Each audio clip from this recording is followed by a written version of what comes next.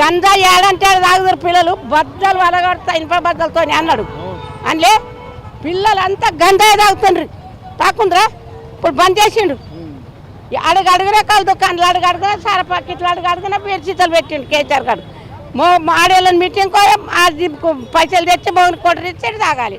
తెలంగాణ ఇట్లా చేసిండు. కానీ మరి ఇప్పుడు మరి రేవంత్ రెడ్డి ఇప్పుడు మరి ఇక్కడ మరి నిలబడతాడు, మరి గెలుస్తుందా కాంగ్రెస్? మళ్ళీ గెలుస్తుంది, ఎందుకు మరి ఇప్పుడు మళ్ళీ పథకాలు పెట్టారు కదా పెద్దమ్మా, మరి పథకాలు వస్తున్నాయని? ఏం పథకాలు? మరి ఆడవాళ్ళకి 2500 అన్నాడు, బస్సు ఫ్రీ అన్నాడు. మరి బస్సు ఫ్రీ లేదా? ఉంది, మరి 2500 రావట్లేదు కదా. 2500 అయితే ఇక మళ్ళీ అమ్మాలే. కేసీఆర్ గారు ఎట్లా కోట్లు చేసిండు, ఈరు కూడా కోట్లు చేసి తెలంగాణ అమ్ముతారు అన్నాడు కదా. అంటే 100 అబద్ధాలు ఆడి పెళ్లి చేస్తారు. అబద్ధాలు ఆడొచ్చు అంటారు అయితే. మరి అబద్ధం అన్నాడు అబద్ధాలు ఆడి అధికారంలోకి రావచ్చు. మరి అబద్ధం ఆడి రాలేడా?